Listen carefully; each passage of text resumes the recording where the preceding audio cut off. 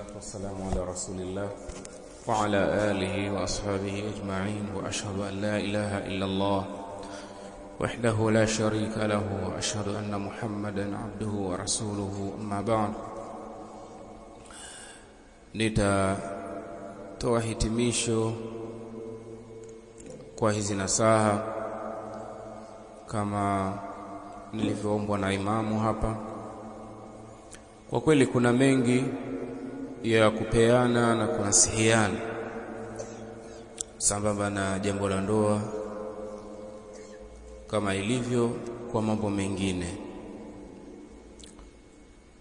na nikiangalia hapa naona kuna vijana ambao baada ya miaka mitatu, wengine mmoja, wengine kadhaa, na wao pia watahitaji kuingia katika jambo hili,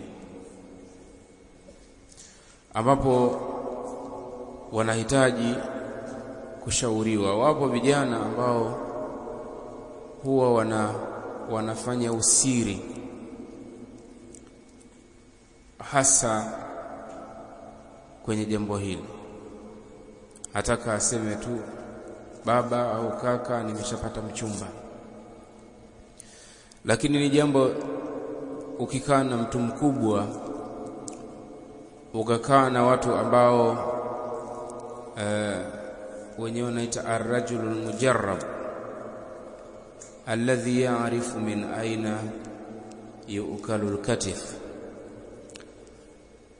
mtu ambaye amengatwa, mzoefu, anajua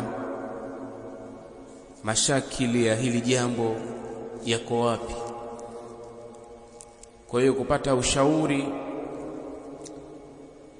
kwa mtu aliyekutangulia ni jambo la busara vile vile. Na kwa kawaida, kabla hujaliendea jambo hili, anaweza kuwa kila unayemuona unaona nafaa, na wapo ambao waliongea kabla hawajaoa, lakini baada ya kuoa wakaona yanavyokuwa. Yani kabla ya kuoa aliongea akidhania ni jambo jepesi tu la kawaida, lakini baada ya kuoa akaona mambo yanavyokuwa. Kwa hiyo kuwahusisha au kupata rai za waliokutangulia, hasa kwa wale ambao hawajaliingia hili, ni jambo la maana sana kuliko kutegemea ujanja wako. Kwa upande mwingine,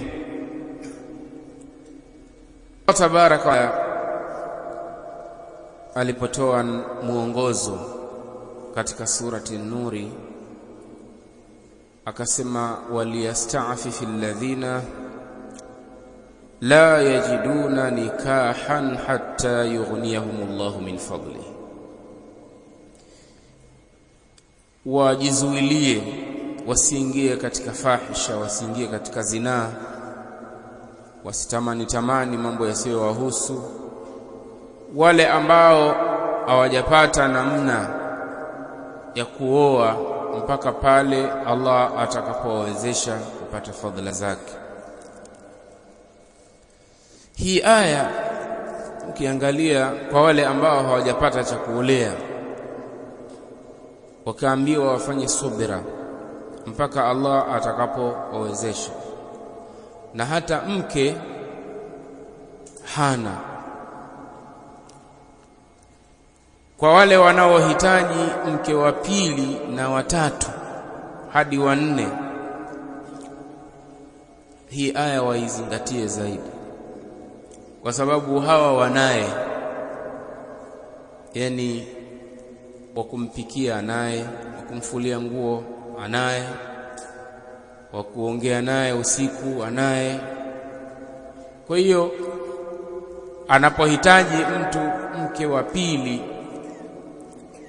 aangalie mara mbili, kwa sababu kuna ile hali tu bwana, utakaje na mke mmoja bwana? Akiingia kwenye siku zake na wewe pia ushakuwa mashakani. Ikawa kama ni maneno na yahamisha kwenye vijiwe, ukaenda kuya hali ya kuwa huenda maandalizi kamili yanayokidhi huna, hatimaye ukaharibu.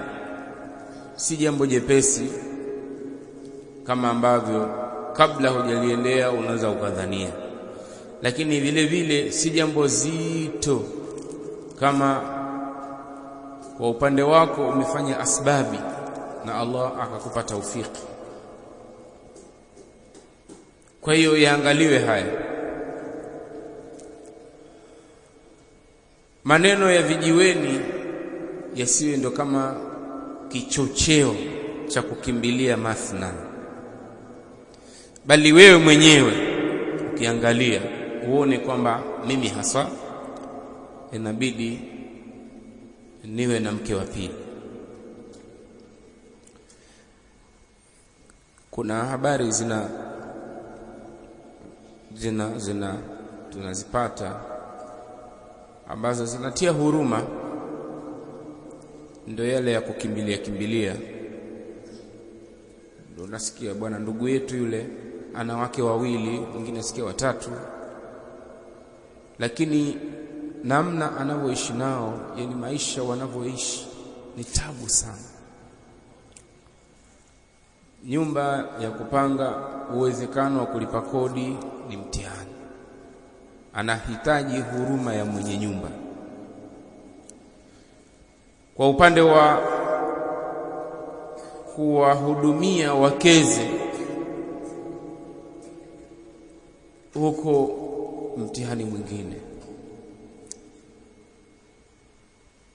Utakuta mashakili ni makubwa kuliko kile kilichokusudiwa katika kuoa mke wa pili. Kuna nukta nitahitaja hapa ambayo sambamba na hili ieleweke hivi: mke akikuzalia mtoto, yule mtoto ni nasaba ya upande wako wewe mume. Yani nasaba kwa maana nasaba, huyu ni ibn fulani, ni nasaba ya upande wa mume. Huko ulikooa huku umepata mke. Huyu mtoto ambaye amezaliwa, yule babu yule ambaye ndio baba wa huyo binti, huyu mtoto hawezi kumrithi yule babu, kama ambavyo yule babu hawezi kumrithi huyu mjukuu. Sasa nagusia hii nukta kwa sababu wakati mwingine mtu ameshindwa kumhudumia mke kwa maandalizi ambayo hayakukidhi katika kuliendea hili. Basi wasikia sasa nenda nyumbani na watoto hawa. Nyumbani kwenyewe anakopelekwa huyu mke na watoto hawa ni nyumbani kwa kule alikoozeshwa. Anapewa mzigo babu, mzigo wa kuangalia familia ya upande mwingine.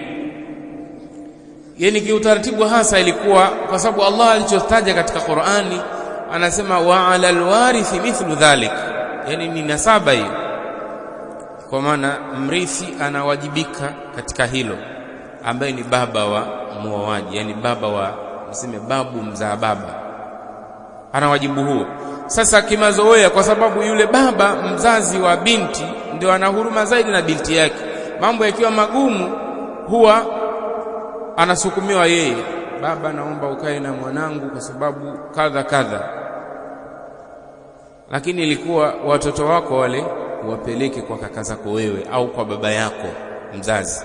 Kwa baba yako mzazi kule ndio itakuwa watoto wako wale uwapeleke kule, wale ndio wenye nasaba wale. Watoto wako wewe wakatunzwe na baba wako wewe. Kwa ukiwabeba hawa au ukiwachukua hawa ukampelekea baba wa mkeo, unamtia uzito ambao wala sio wake, hasa ikizingatiwa kwamba hata huduma ya kuhudumiwa huyu mke, Mtume anasema walahunna alaikum rizquhunna wa kiswatuhunna bil ma'ruf, ni haki yao wapewe huduma, na nyinyi mavazi na chakula, na nyinyi waume zao ndio mna wajibu huo kulingana na sheria inavyotoa muongozo, yani bila ya kukubana sana au bila ya uzembe. Ni wajibu wako kumhudumia. Sasa ikitokea hali hii, basi watoto angalau wapeleke kwenye nasaba yao, lakini usikimbilie mazingira ambayo yanaweza kuwa yakawa yamesababisha mambo haya. Hebu jiangalie, jikague, jione kwamba kweli naweza kuchukua mke wa pili, naweza kuchukua mke wa tatu, naweza kuchukua mke wa nne. Jambo uliendee kwa hatua.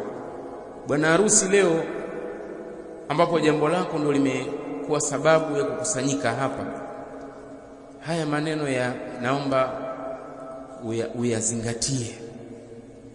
Wewe umeoa jana nadhani, si ndio hivyo Sheikh? Ijumaa, hakumbe leo Jumapili. Naam. Sasa inaweza kuwa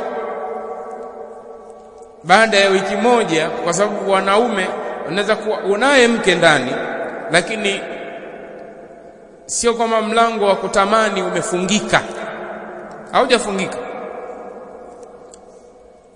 Umeshamchukua mke yupo ndani, lakini unaona huyu naye angekuwa wa pili. Haya yazingatiwe. Unaweza ukawa wepesi kuoa. Kwa mfano nyinyi vijana, ule ujana tu kwanza ni kivutio, yani ule ujana tu ni kivutio, rahisi kupata mke. Kama matajiri vile, matajiri ile pesa tu ni kivutio, kwa hiyo ni rahisi. Lakini unaweza kuona matajiri ni wajanja kwenda kuoa mke wa pili, wa tatu, wanaogopa kwa ajili ya kulinda mali zao ya kutokea. Lakini ujana anaona ni rahisi na ni jambo linawezekana. Kwa hiyo angalia hatua ya kuchukua mke wa pili isije ikadhuru hata raha ya maisha yako. Unakaa na wanawake, mwisho unaona sasa nyumbani nikifika nitaulizwa hiki, mara mtoto anaumwa, mara hili, mara vile, hata uwezo wa, yani unaogopa hata kuingia ndani, kwa sababu majukumu yale kuyaendea ni shida, yawezi. Ilikuwa ni jambo rahisi kuchukua mke wa pili, lakini au wa tatu au wa nne, lakini kusimamia familia ikawa ni shida. Basi kama yani kwa yule ambaye hana mke kabisa, ameambiwa na Allah afanye subra, wewe mwenye mmoja manake unawajibika kuifanya subra zaidi, kwa sababu pa kuanzia unapo, kuliko yule ambaye hana kabisa lakini bado anaambiwa afanye subra. Hili nimeona nilitaje sambamba na nasaha zetu hizi. Lakini kwa kumalizia, dada zetu au wake zetu kwenye upande wa elimu, inaweza kuwa wakawa na mwitikio kwa sababu ya uoga wa kuogopa waume zao. Nataka usome, sawa. Akaenda darasani kweli,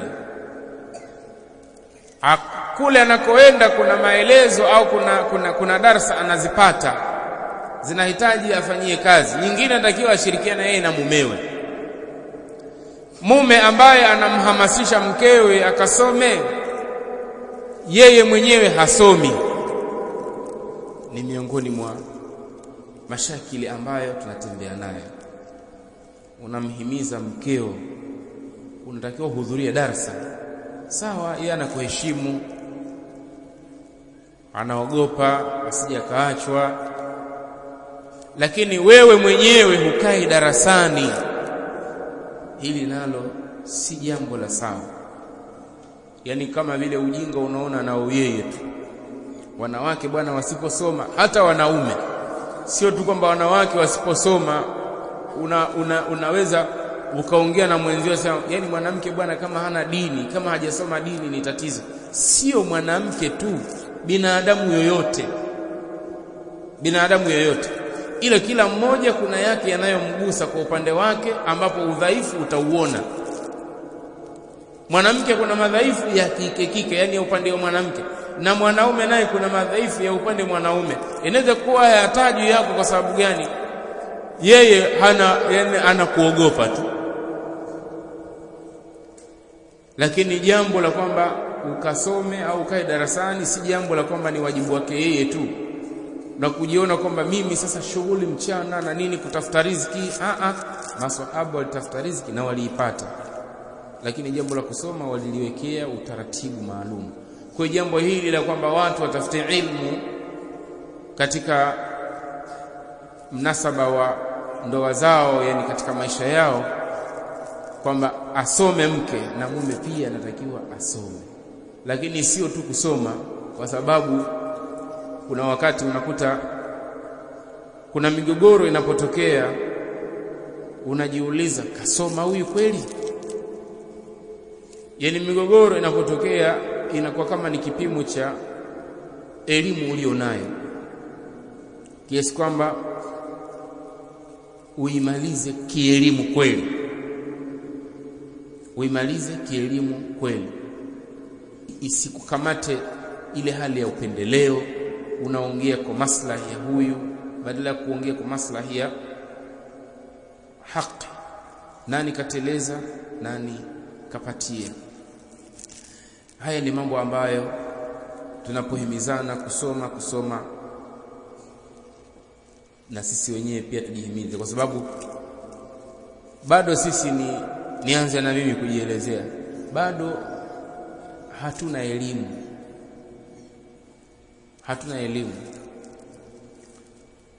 Kwa hiyo mimi mwenyewe najiona sina elimu, na kuna ambao naona kama nimewazidi.